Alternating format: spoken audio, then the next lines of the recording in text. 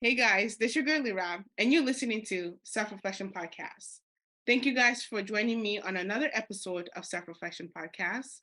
I am grateful and thankful that you guys are here with us. Today we have a guest on Self Reflection Podcast. Our guest is Naro Akum. Naro is from Cameroon. She's from the same place that I'm from Bamenda, and she's going to be sharing her story with us. So, if you have been listening to Self Reflection Podcast, I have talked about the civil war that has been going on in Cameroon for over a decade now. And, Naro was impacted by that war that has been going on in Cameroon, and she's going to be sharing her story with us today.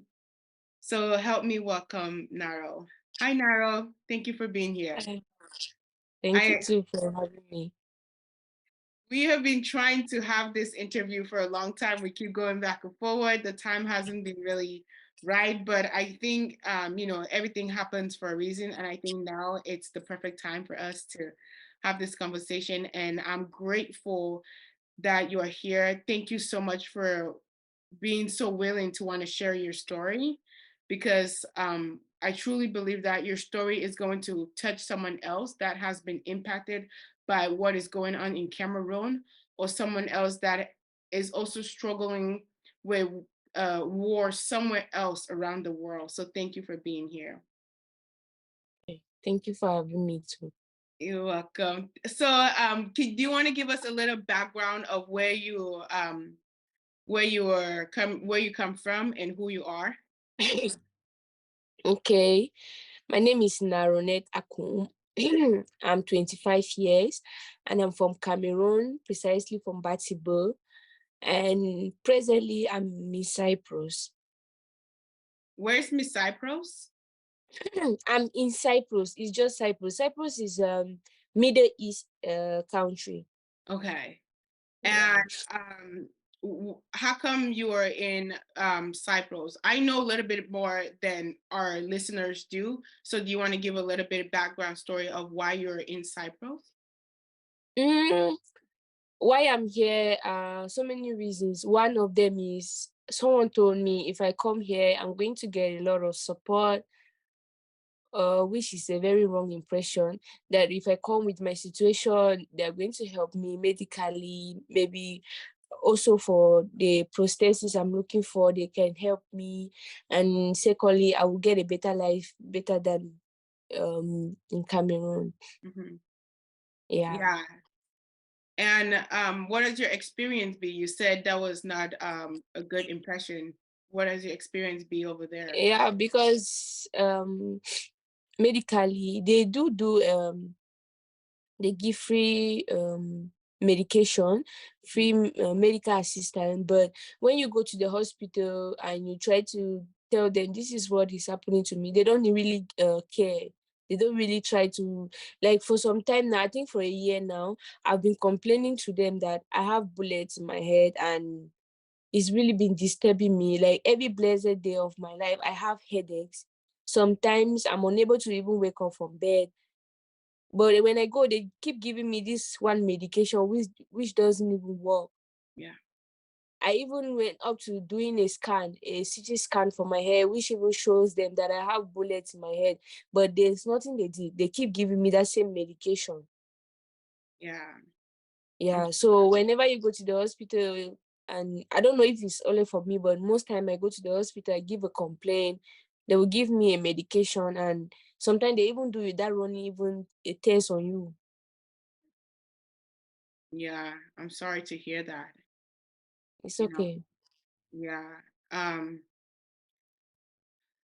this is a really hard interview. So if I ask you, at least from my perspective, I think it's such an emotional interview that if I ask you a question and you don't feel comfortable answering the question, you don't feel you don't feel comfortable asking, just tell me no, you don't want to answer that question, and we can move past it. Okay. I want you to feel as comfortable as possible sharing. All right. Yeah. Um, can you tell us, what happened before you You went to, because I know a little bit more background of the story, but I want the audience to get a little bit more picture of what happened to your eye when, can you tell us the story of how it happened when you were in Cameroon, and who actually like came to your spot and like hurt you the way they did? Okay, so it happens in 2018, and this period was a very tense period in Cameroon. Mhm. Many people were asked to leave this period. Many people were asked to leave. Many people who live along the road or who their houses are in town, they Mhm. ask them to leave and go to villages or go to houses that are not in town, places that are not easily accessible, so that they can be secure for that period till when the ghost town is over, because they gave like a 2 weeks to 3 week ghost town. So my mom thought that it was a good idea for us to go to her friend's place, which was very it was a very interior village that you cannot even, it was not easy accessible. You cannot go there with cars. You can only use bikes to go there. So she said we should go there. That's where she usually goes there too. But because my mom is a business person, she does bush spices. She buys from there and then she sells in Douala. So The network was going out, and you were talking about how your mom sent you guys to the village that couldn't be accessible by cars, only by okadas. And is that's what happened? That's where the accident happened. yes. Yeah. So um, who like who came by? Where who was the people that attacked the village? They were not attacking the village. They didn't attack the village. So how did you get hurt in the process of you being in the village? That's what I was trying to explain. So we went to the village, and my mom thought that it was a good idea for me to start doing something. It's not good to be like for 3 weeks we just sitting, you wake up in the morning, you eat, you sleep. An idle man is a devil workshop. She does not want me to start walking around. Yeah, so she said I should be doing puff puff and beans, like a morning routine for me to keep myself busy. Yeah. So I started doing it every day. I wake up, I fry puff puff and beans with pap too. I sell. So this day I already finished selling and I was at home sleeping. So these guys, they came and they said they want to buy. I told them that the pop-off and beans is finished. So they asked me to fry again. I told them that no, I can't fry again because it's very stressful. I have to start mixing the flour, and I have to leave it to rise before going to fry, and I have to boil the beans again. It's just like I'm doing another one. No, I cannot do it. They left, and then after some minutes they came back and they said they want me to cook jollof rice. Since that one is not stressful, I should cook jollof rice for me. They're still going to pay me very good. I said, okay, no problem. That one is not a problem. I will do it. So when I woke up, I bought the things for the rice, prepare the rice, carry it there to the place they asked me to bring. I was with my siblings. I was going there now, waiting for the flask and also my money. So while they were eating, they were nothing like quarrel. Nobody was even quarreling, and they were only talking about a tortoise that they picked from the bush. They were talking about the lifespan of a tortoise, like just discussing about it. And that was actually my first time to Oceania. I was just watching. I don't know what happened. I just discovered that I was on the floor. Like after some minute, because I passed out, after some minute, I discovered I was on the floor and then my head was very hot. Yeah. So my siblings were crying. I was so confused. I was now asking, what happened? What is happening? They were the one explaining to me, this person is the one that shot you. And they all ran away. Immediately they shot me. So and so many people be asking, what did you do to this person that shot you? I will not even have an answer to it because these are people that usually come to my place to eat. I think it was actually my second time seeing the person that shot me. Mm-hmm. And I've never had an encounter with him, nothing like maybe to even sit one on one with him. I've never. And also, some people feel like maybe it's because of the food, like they ate and they didn't have money to pay for the food. That's why they shot me. But till today, I've never had an explanation and nothing. I've never had an explanation. And this guy is also one of the separatist fighters. So we could not do anything because people will be saying, why did you not report it to the police? We could not do anything at that point. There was nothing we could do. Yeah.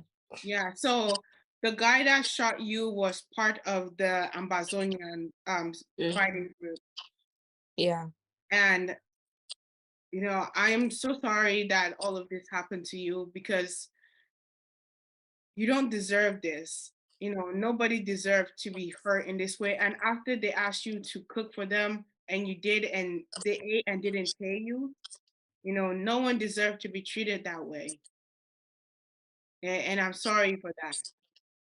Thank you. I don't even know the right words to even say right now. That's how lost I am. You know, um,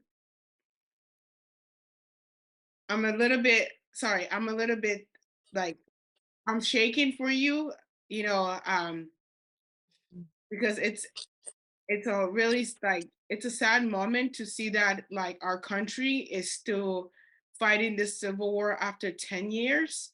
And it's sad to see what the Amazonian boys or the separatist fighters that are supposed to be protecting the women like you, protecting young women like you, protecting the community, but instead they're hurting the community. So it breaks my heart to see that this is what is actually happening in Cameroon, and the government isn't doing anything about it. Like you said, people ask you, why didn't you report it to the police? And you had no answer for that because the police can't even do anything. Yeah. Yeah. Um, how is your family holding up? They are fine. Yeah. Do you I know on TikTok you knit and sell stuff. Is that something like a hobby that you do right now to keep yourself busy? Yeah, yeah. And to also raise some income for me because since I came to Cyprus, it's been very hard for me to get a job.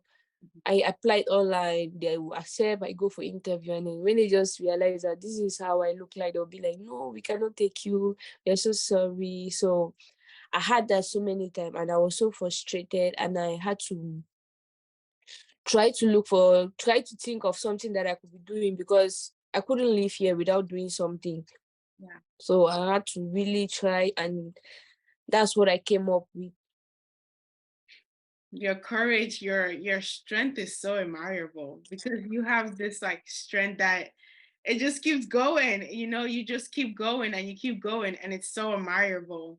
You know, um, so how can we find you on TikTok if you want to if somebody is listening to this and they want to support your business that you're doing right now? How can we get in contact with that? My TikTok handle is Naro 778, or the person can just type Naronet. That's NARONATE. Yeah. Naronet. Yeah, you're going to find me. Okay.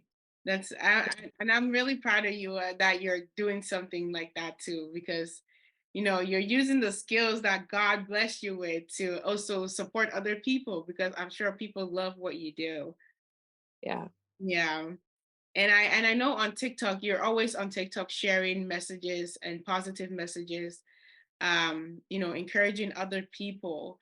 Do you have any words for any other person that is in Cameroon or is in another war zone that might be struggling to just live in that space right now? Do you have any words for them?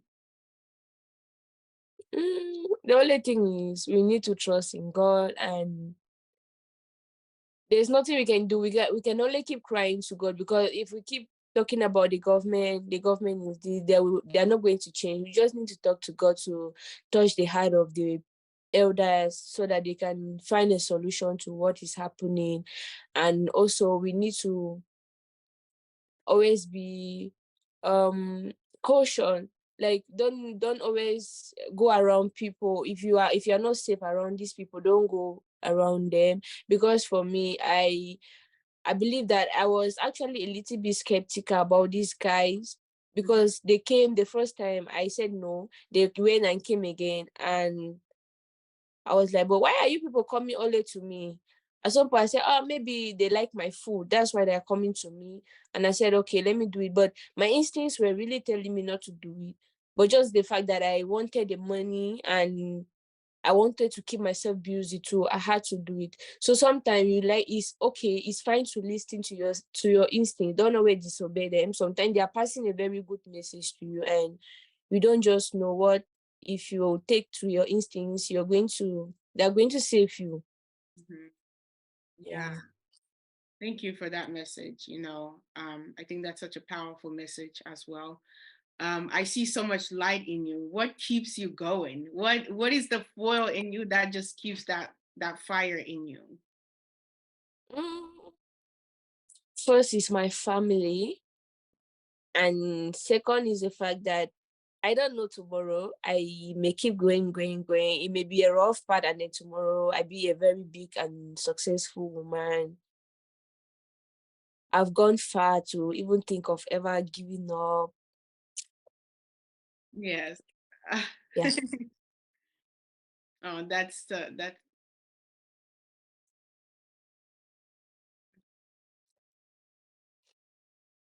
I see.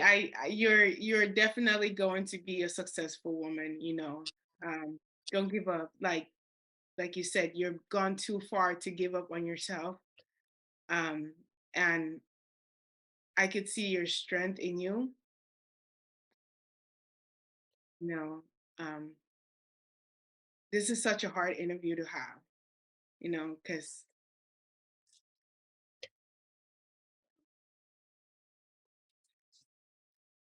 I'm sorry. It's okay.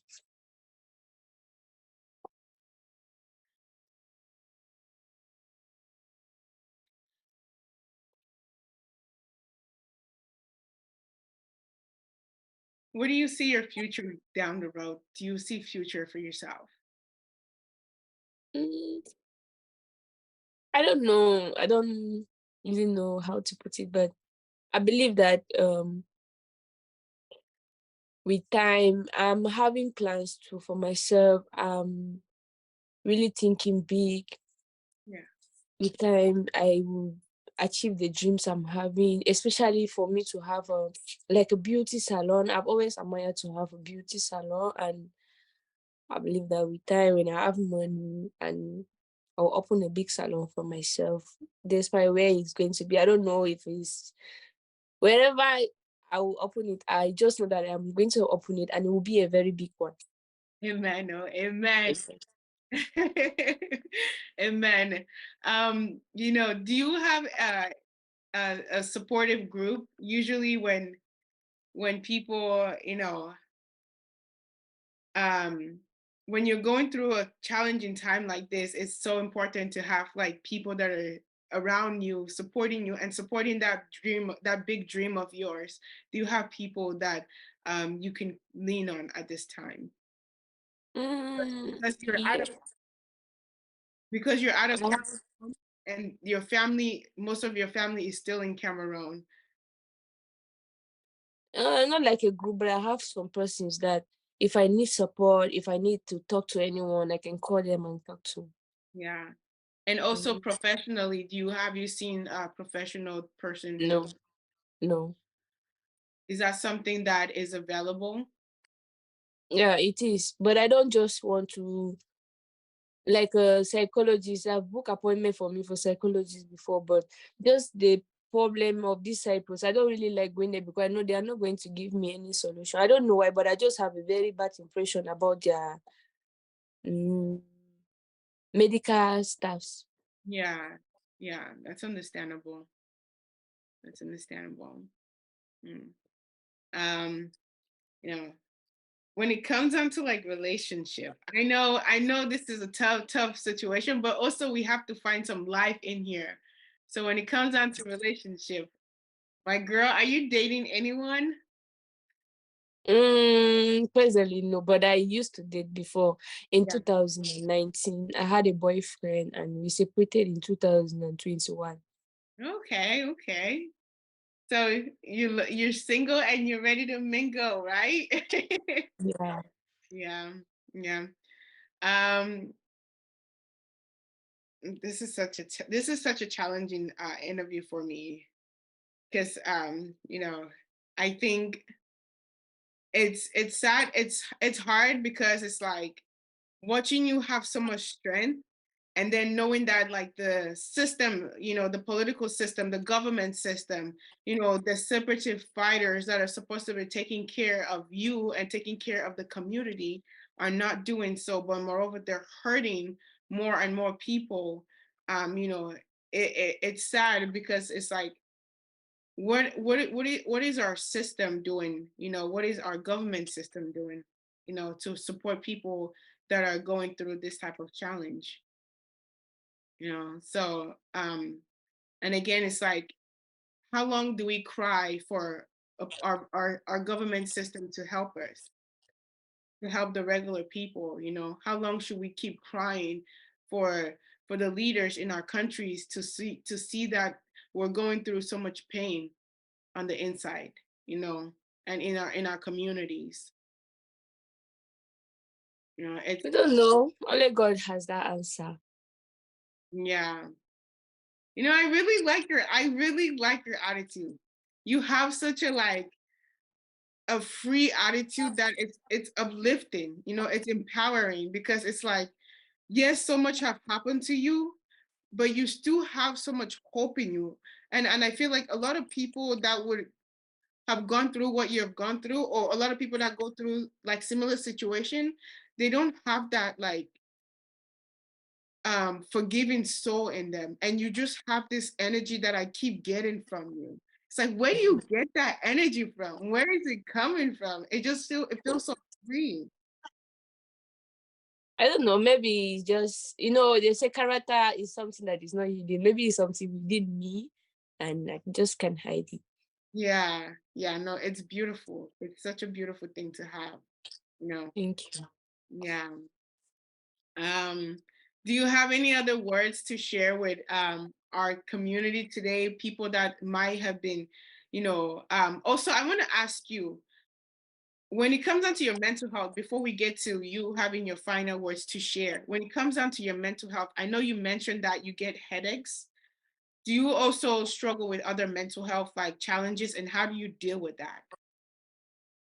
It was at first. At first, I used to have like this. When I just left the hospital, in the hospital, I was just sleep, wake up, you dress the wound, I sleep back, and I don't have to really associate with people. And also, most people that were in my ward are also maybe I'm pretty casual. It was a casualty ward, so you have so many kind of people. So I don't really bother about it. But when I left the hospital, I came outside, I had to face people who don't have a disability, people who are fine, and also my friend. It was very hard for me. I was also, let me say, I was ashamed at first to show myself, and I was. So I started thinking of killing myself. I had several instances that I was thinking of committing suicide, but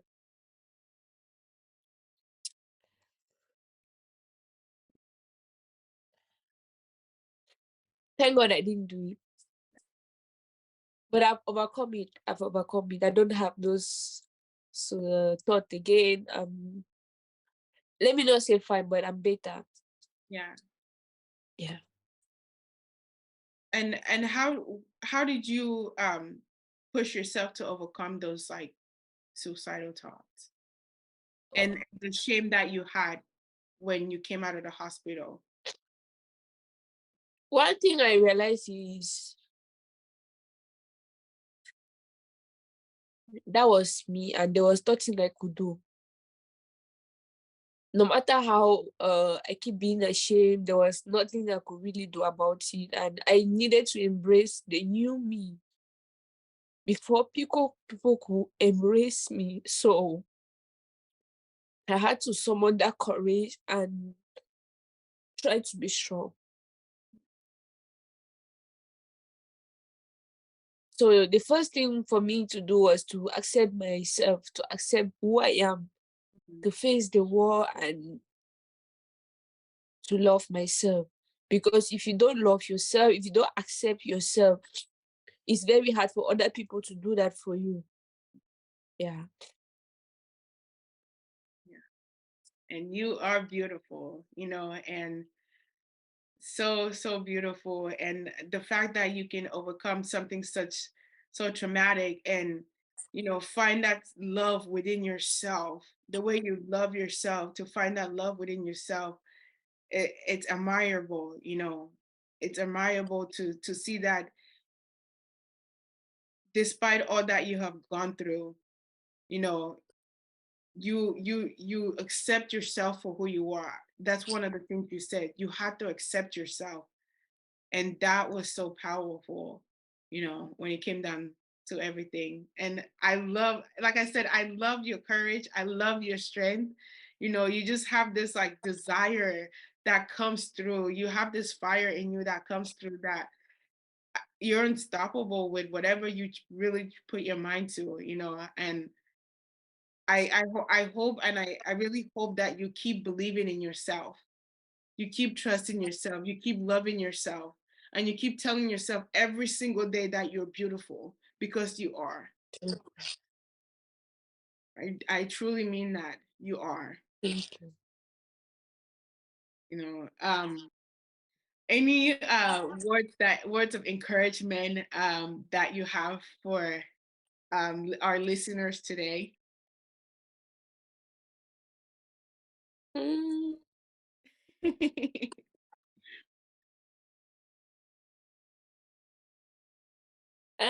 nothing. I like. Let me see. As usual, they always say God time is the best, and everything happens for a reason. We just need to keep praying and waiting for God's time, and don't always try to question God, because He has a reason for everything. It may be a rough part, it may be so hard, but just keep hoping. Even if it gets so worse, just hope that there is a better day that is coming. And you can always cry if you feel down. You cry, you talk to God, you talk to someone you trust, and just believe that God will come through for you. Yeah, Yeah. I love that. Thank you so much. Thank you for your encouraging words. Thank you for your time. Thank you for making the time to be here with us. Do you want to say any words to your friends and family back in Cameroon? I miss them. I miss them so much. And I pray that God give me the opportunity to go back with them. And I miss them. I miss them. I wish to see them. That's what I can say. Yeah. So you do want to relocate back to Cameroon? It's very hard to relocate there, and it's also hard here. So it's a very hard choice for me to choose at this point. Mhm. I really feel like it's not going here, but going back to Cameroon is not an option. Wow. Yeah. That that sounds. Um.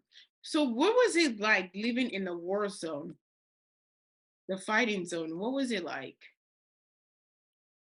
It was not easy. Today, you have peace. Tomorrow is gunshot everywhere. It was just on and off, on and off. Yeah. Today you feel secure. Tomorrow, no, you're afraid that you may lose your life.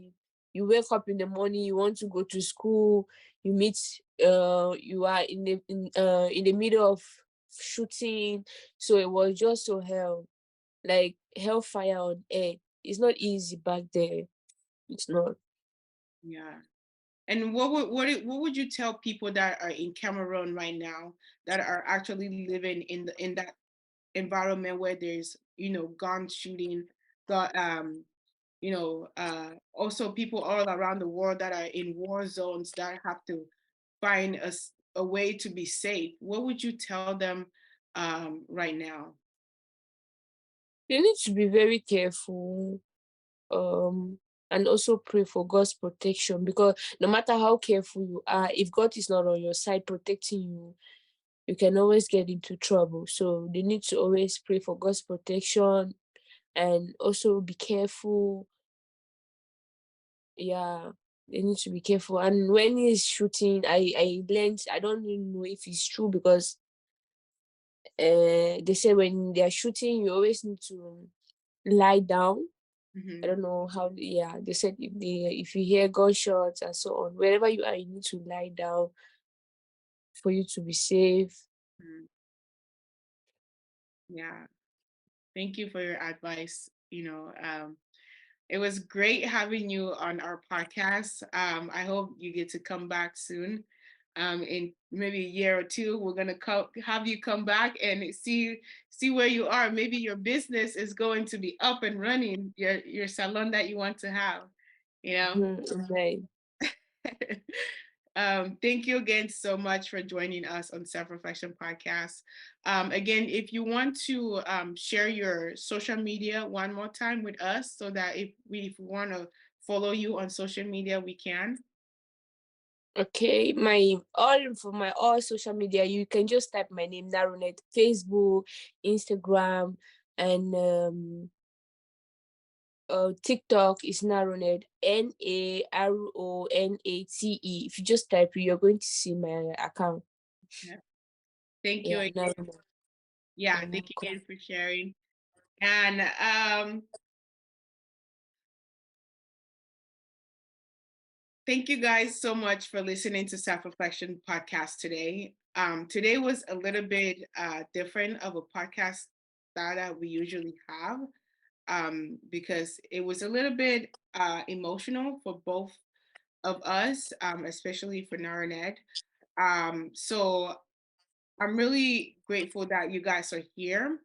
If you guys want to support her business that she has going on, I am going to be dropping her handle here on TikTok on this video, so you can find her. Also, if you want to contact her and you cannot find her on social media, you can reach out to me and I would redirect you to her. And also, I believe she has a GoFundMe page that is up and running, which I am going to connect her GoFundMe to this the description part of this podcast if you want to support her.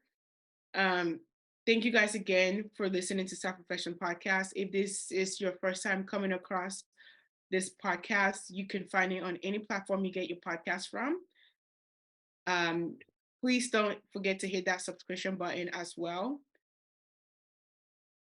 Take care of yourself. For everyone that is in the war zone, I can't even tell you to take care of yourself, because it's hard for someone to say take care of yourself when you are in such environment. But I pray that Almighty God continue to protect you wherever you are. I pray that people in the war zone find a little bit of peace within themselves. And I pray that for all the wars that are going on in the world, we find a way to come to a resolution, because real people are out there suffering. Real people are out there going through trauma, through pain. Innocent people like Naronet are struggling because of the wars that are going on in our world today.